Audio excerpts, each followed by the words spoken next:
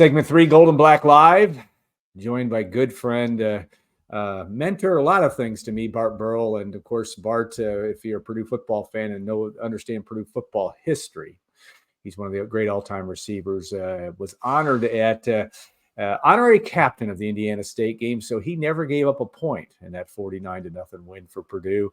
Bart joins us, and we have great conversations, not nearly enough, but we enjoy them, talking football and life and everything else. But we're going to talk a little football today. And of course, the Boilermakers head to Oregon State tomorrow night, 8:30 kickoff Eastern time, 5:30 local time. Football is a funny thing, and you've experienced it as a player. You have ups and downs. Purdue had a big down last week against Notre Dame. I know in your freshman year, you didn't play as much as a freshman, but you were certainly a part of that team. Ohio State took it to you pretty good in a 46-0 game over in Columbus. Just talk about how teams and what choices players have and what they've got to do to kind of regroup. Do you put it all in the rearview mirror, or how do you move forward? Well, you can't put it all in the rearview mirror because it kind of sears in your memory quite deeply. But I was a freshman and I didn't get a chance to play that much. Probably the reason we lost so much. But no, I was behind a all Big Ten receiver, Reggie Arnold, at the time.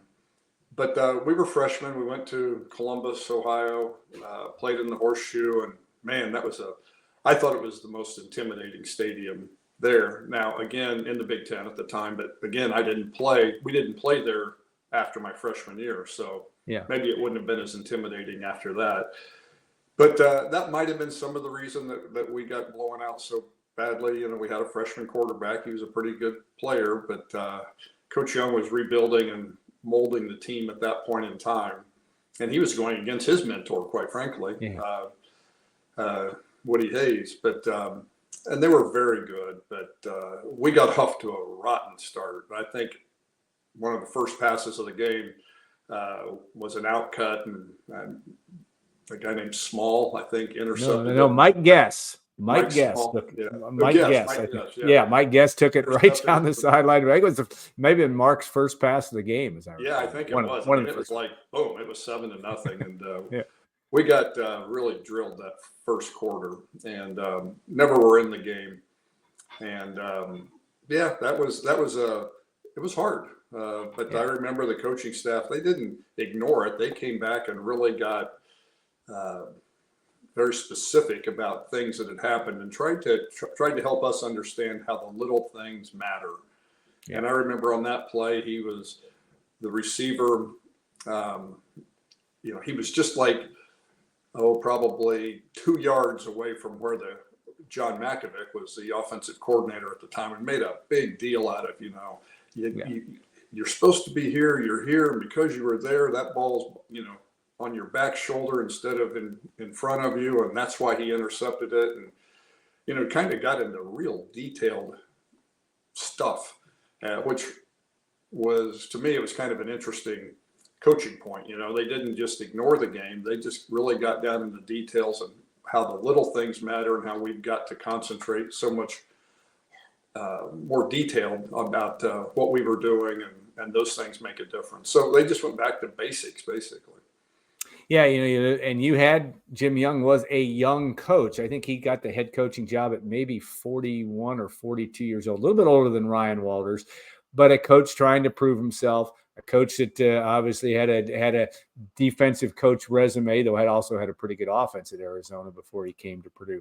But just playing, players probably don't really think about it, the age of their coach. They know it's their coach. You had a young staff. What do you have? 29-year-old defensive line coach and Mike Hankwitz at the time. But talk about that, and just in terms of playing in a new, in a coaching situation where you guys were trying to prove yourself, which you did in spades, certainly, and had a decent season in 77, 5-6, but came out and went to 3 straight bowls. But playing for a young coach is a not necessarily a challenge, but it's just may have been a good thing. You guys may have related better to him. I don't know, but Ryan Walters is kind of in the same boat.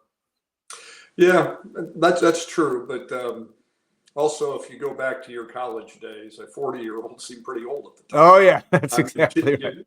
As does a 38-year-old probably, yeah, for those guys. yeah, Yeah. right, exactly. I mean, we all think of those coaches as young, but as an 18 to 22-year-old, they're not that young. Yeah. But anyway, it was fun. It was challenging. It was I don't know. My mindset was I just got to get on the field somehow. Yeah. And Yeah. I can get that little. Oh, you're doing fine. Don't worry. Don't worry. But anyway, it was good to have a young staff because they were enthusiastic, and Coach Young many times would not get mad at the player. He would get upset with the coach. And so he would be, whoever the coach was, Ed, you've got to get that guy doing the right thing or whatever. And as a player, you're thinking, you get pretty close with your position coaches typically. Yeah. And as a player, you're like, oh man, I don't want my coach to get into trouble or to get yelled at. So I'm just one step away from being the guy he's going to yell at. So you have to, you really try to dial in on it.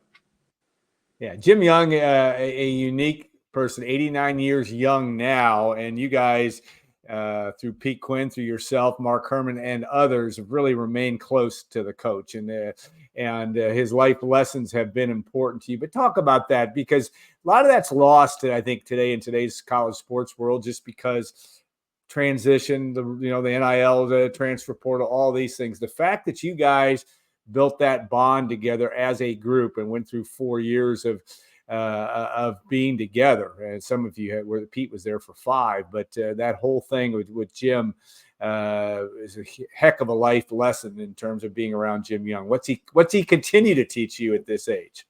Oh, he's amazing. I still learn from him, and he's a guy that just, he's 89 years old, and I'm sure he's working on something to improve right now. Yeah. He's always got a project. He's always, he was 75 years old and decided to learn to play the piano.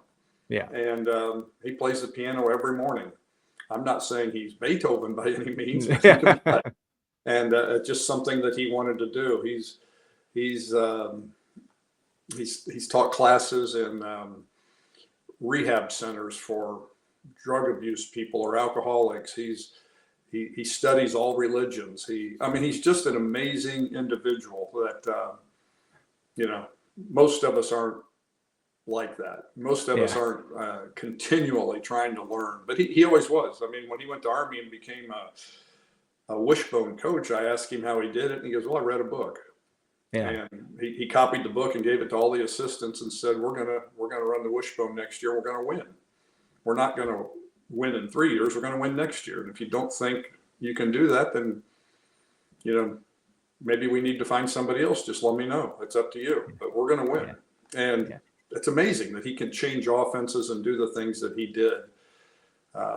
Just incredible. But at the time, he was a tough coach. Football was different back then. You practiced 3 hours a day. You were always in meetings. You didn't have the 20-hour rule by any means. And, no. And no matter how hard we were working, he was working harder. If you came in after a loss, you could tell he probably spent the night in the office. He didn't sleep. He was working on everything, and you respected that, and you wanted to do everything you could to help him win, because he was working so hard at it. And it was really fun. And Mark and I had the opportunity to play in the Hula Bowl, and Dave Young played in it as well. And Coach Young was the coach then. And the players would come up, and he was a different guy in the Hula Bowl. Yeah. He was relaxed. He was, we went out to eat with him, and Jackie Sherrill, who was the assistant coach. And there were a lot of fun stories, and players would say, is this what Coach Young was like all year? And we're like, oh, heavens, no. He was nothing like this. It was a different environment. And then we had the opportunity to play in the Japan Bowl, and Dan Devine, who was the Notre Dame coach, was the coach. And, he was very laid back and, didn't say a lot, and didn't, it was just totally different than Coach Young. And we asked the Notre Dame guys, is this what Coach Devine was like? And they go, yeah, he was like this pretty much all the time. Yeah. And so it was just a totally unique perspective. But that Hula Bowl helped Mark and I get much closer to Coach Young after our, really the playing days were over. And what you find is coaches, a coach's job is to get more out of you than you could possibly think you could get out of yourself. And he could do that. He was a great motivator. Really, his mind works so far ahead of where you were at the time. And so we were really fortunate to be able to experience that time with him and become close to him as a person, not just as a football coach. But it didn't happen until after our playing career was over. Yeah. 5 years at Purdue, 3 bowl championships. But also, you think, and that's one of the great stories in college football, really. I know it's not one that's front and center, but the fact that he ran one of the most prolific pass offenses in your days in West Lafayette, and then he moves right to the wishbone and wins at Army. And Army's, Army is Army, but outside of the prior to 1955, they haven't had a great streak of success. They've certainly had some, but point is, he brought success right away. Remarkable that he could do that, and that's why he's a Hall of Fame coach. Absolutely, and it really was. You're living in the moment, and you don't think as much about it. We were fortunate in high school to throw the football because we had a guy named Mark Herman, and we had a very young, innovative coach in Dick Dellahan, and so we threw it quite a bit in high school compared to the time. I mean, we lost in the state championship game to a team that, they ran an old offense, and it was interesting. So, if you see that, Mark Herman is still in the record books, and I think I saw something up there that I don't know what it was, 11th or something. You're 11th all time in receiving yards and 19th in receptions, which is. But you were second and third in those, I think, when you left. And that's nearly 50 years ago. Yeah. And I mean, to still even be close to any of those records it's amazing to me, because people didn't throw the football the way we did back then. And he was innovative. We were the first team to not have there wasn't one of the 11 offensive players that had their hand on the ground. I mean, otherwise he started saying, well, if we're going to throw so much, why should our offensive linemen be in a 3-point stance? Let's put, their hands on their knees and play from there. He was the first one to really use the tight end in motion very much. He was the first one to use the shotgun in college football. I mean, he was very innovative and not afraid to do things and try things. So we were so fortunate to have him as the coach. I remember the first shotgun game, I believe, was the Iowa game your freshman year, and Mark throws for 4 or 5 touchdowns in that game. And I just remember the Ross Stadium crowd kind of every time he dropped back the shutout, they go woo, something like that. And it was we would start out in kind of a tight formation, and shift to the shotgun. The receivers would run out, go out, and he would drop back, and the crowd would just really go crazy every time in anticipation of what might happen. Now, if they line up under center, the game stops. Almost. I mean, it's crazy. It's just crazy and how that is in the victory formation. Yeah, exactly. All right, your relationship with Mark Herman, of course, growing up in Carmel, part of the Carmel connection. Good to hear, and it's here, Mark Herman in the radio booth, and we're having some fun with that, doing a story that we'll be working on that Bart contributed to last week, and as did Jim Young a couple of days ago, I should say. What's that like, listening to Mark, but also seeing him back at Purdue, helping, and he's been there for several years, but helping raise money and kind of in his element. Somebody said, I think it was you that told me a couple of days ago, the Leroy Keys now of the Purdue Athletics, because he is that living legend that's within the athletic department. And of course, a great, great friend of yours. Absolutely. Yeah, I'm really happy for Mark. He's enjoying what he's doing. He's, around the game of football by being an announcer. I listened to the Notre Dame game, on and off him, a little bit on the TV, and then kind of turn the TV off. But still understandable. and you know what? Mark's Mark is a professional, and he's Yeah. really good at what he does. And as people listen to him, I think you can learn a lot about the game if you're listening to him and watching it on TV. But if you're just listening, you will know what's going on, a little bit of the strategic area of the game. Yeah. But in my opinion, he passed the hardest test. I mean, to be able to be an analyst in that game when Purdue is out of it quickly, that's a hard thing for a radio person to keep the audience and to keep his own cool, quite frankly, because Mark was as upset as any fan was, or as disappointed, should I say. And but I thought he was very professional throughout the entire game and did a great job. When you think about it, his ability to be an analyst is obviously all his playing career, a long time in the NFL, his career at Purdue. But to think about the fact, and this is a story that is also kind of incredible in today's world, when offensive coordinators and defensive coordinators are making over $1 million a year in most Power 4 schools. Mark Herman called the plays, as I recall, from the so he was in essence a de facto offensive coordinator from, I think, his third game or fourth game of his senior year on, just about all of them. And Jim Young give Mark the reins, but that just shows his ability to his acumen as an offensive mind is pretty substantial, because he darn near won the Heisman Trophy. He was finished fourth last year, was a consensus All-American while calling the plays. I mean, that's pretty incredible. It is incredible. And there's two things that are interesting that I would say about that. One is how that came about. Yeah.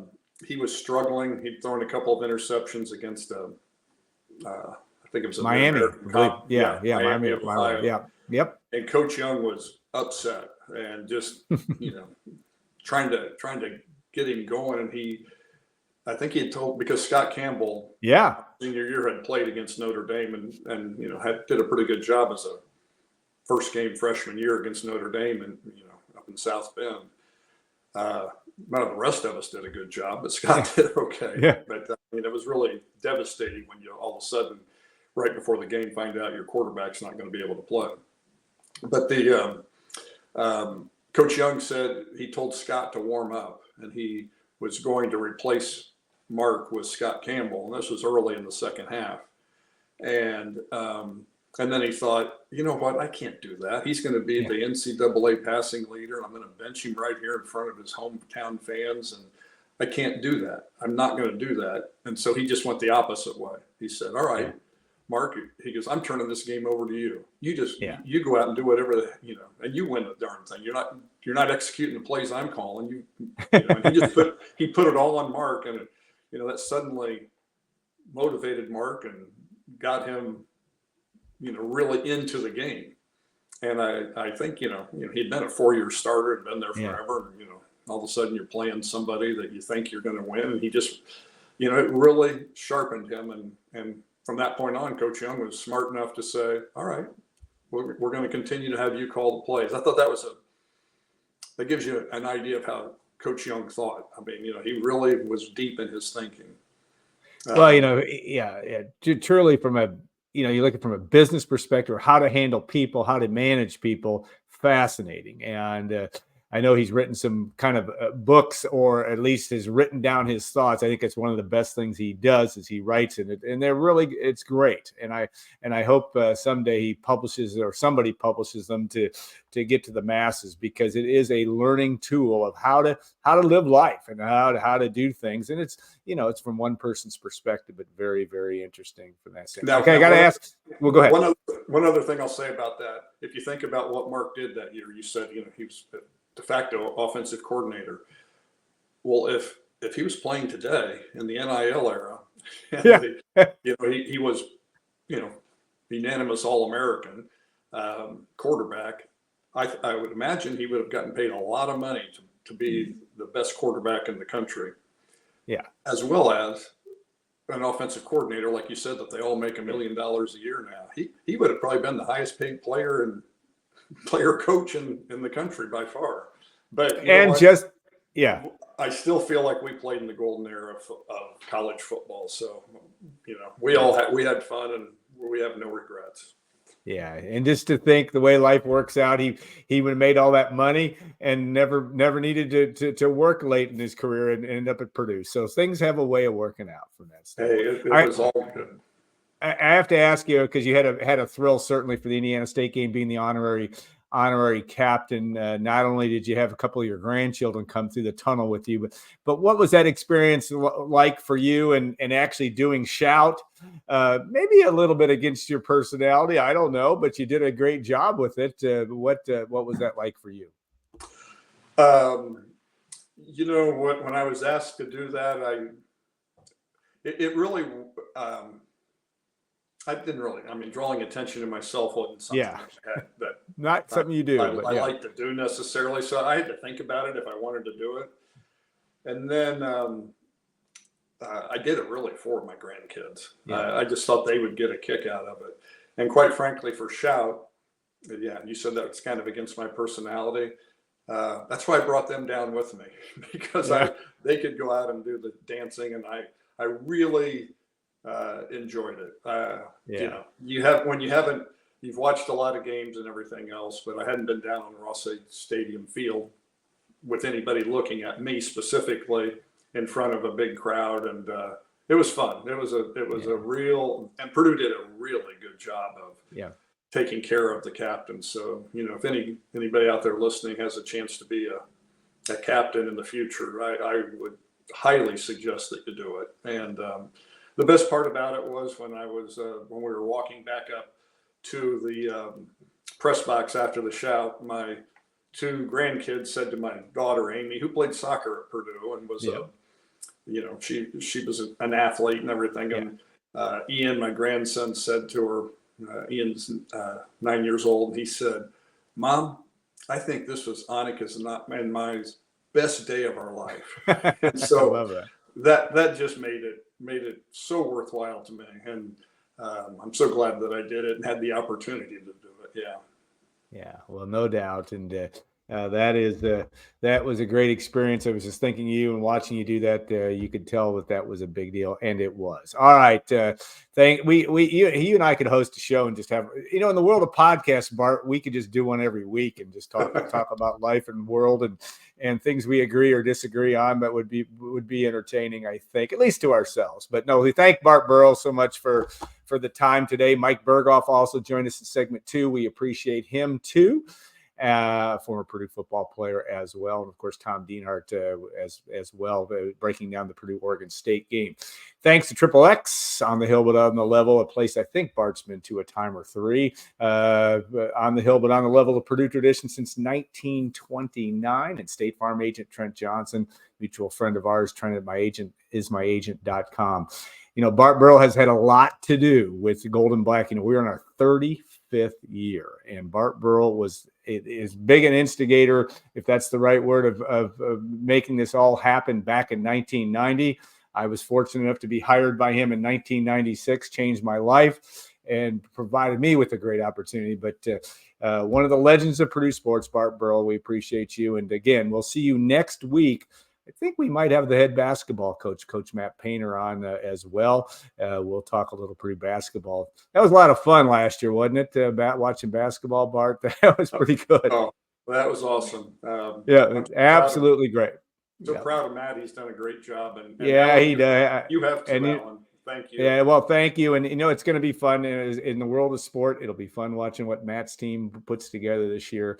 It'll be interesting to see. All right, so have a great rest of your Friday or whenever you're watching this. And we're grateful for all of our sponsors and all of you watchers and listeners to Gold and Black Live. We'll see you next week. That'll be right before homecoming, September 27th, prior to the Nebraska game. Have a great weekend, all.